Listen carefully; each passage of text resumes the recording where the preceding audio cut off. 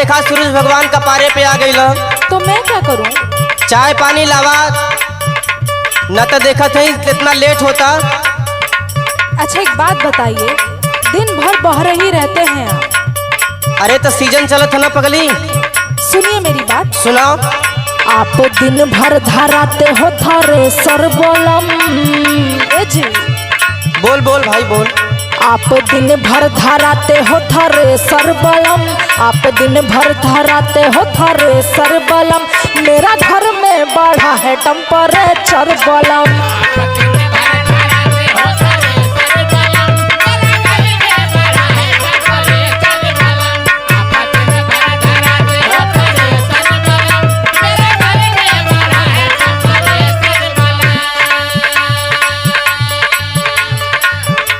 अरे तो थ्रेसर ना धराए तो कहाँ से आई, जवन हरदम मांगे ली।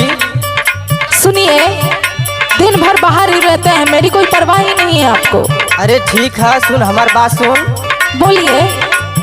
नहीं दिन भर थ्रेसर धराएंगे धान, नहीं दिन भर थ्रेसर धराएंगे धान। बोलो कहाँ से सड़िया ले आएंगे धान।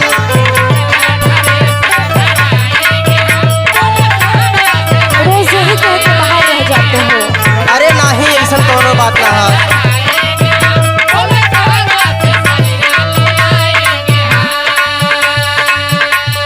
सुनिए मेरी बात। सुनाओ सुनाओ। रोज का आपका यही ड्रामा है।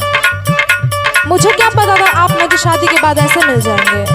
हाँ हाँ सुनिए। सुनाओ। कहो के खाली महकाते हो हमको, रुकते न रात डहकाते हो मन को।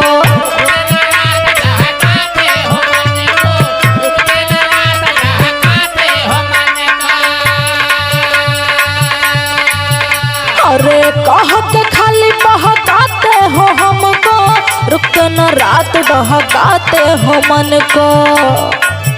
चाहे चलो मुझे साथ लेकर बलम। हाँ हाँ ये काबी। तब क्या? चाहे चलो मुझे साथ लेकर बलम।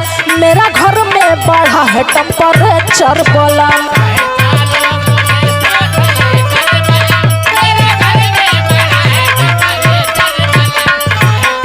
अब आपकी भी नहीं सुनूंगी मैं।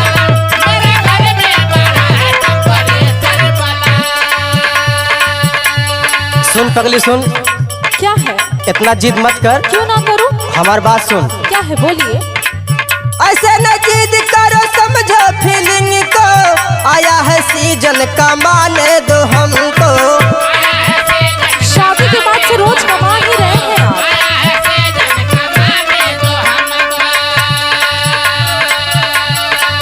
ऐसे न जिद करो, समझो फीलिंग को।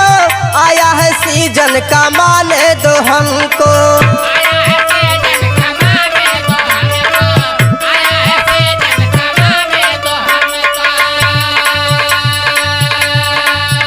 घर पे रहने का करता है मेरा भी मन।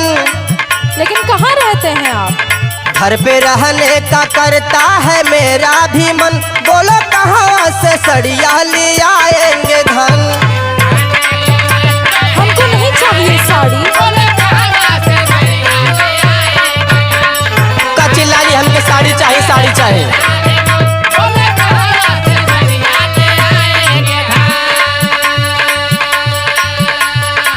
आप खाली मेरी साड़ी के लिए कमाने जाते हैं? तू ही ना कहे कि हमके साड़ी चाहिए। तो सुनिए, आज मैं ये झंझट ही खत्म कर देती हूँ। सुनाओ सुनाओ। लूंगी ना साड़ी लेकिन रहो मेरे साथ में। जाने ना दूंगी आज राजा जी रात में। आज मैं कहीं नहीं जाने दूंगी। लूंगी ना साड़ी लेकिन रहो मेरे साथ में। जाने ना दूंगी आज राजा जी रात में। आज घर का संभाल हो ट्रैक्टर बलम। आज घर का संभाल हो ट्रैक्टर बलम। मेरा घर में बढ़ा है टेम्परेचर बलम।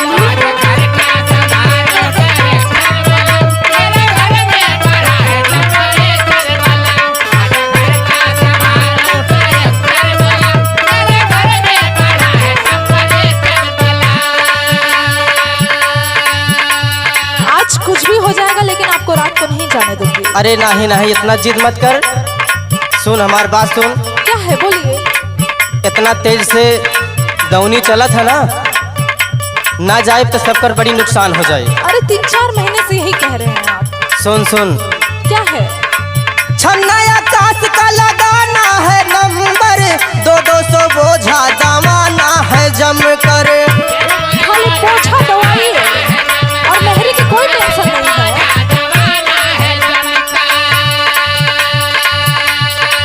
छन्ना आकाश का लगाना है नंबर, 200 बोझा दमाना है जम कर।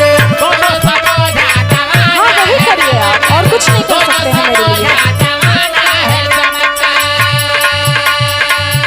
जब उमेश बेदर्दी न जाएंगे धान, तो क्या हो जाएगा एक दिन। जब उमेश बेदर्दी न जाएंगे धन, बोलो कहाँ से सड़िया ले आएंगे धन।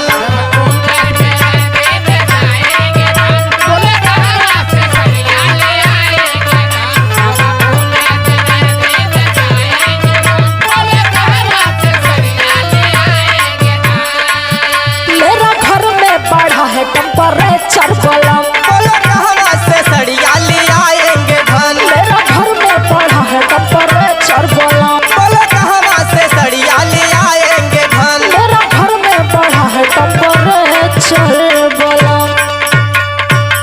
आज मैं कुछ नहीं जानती, आज आपको घर पे ही रहना है। चल ठीक है पगली, तोरे बात मान जाते हैं।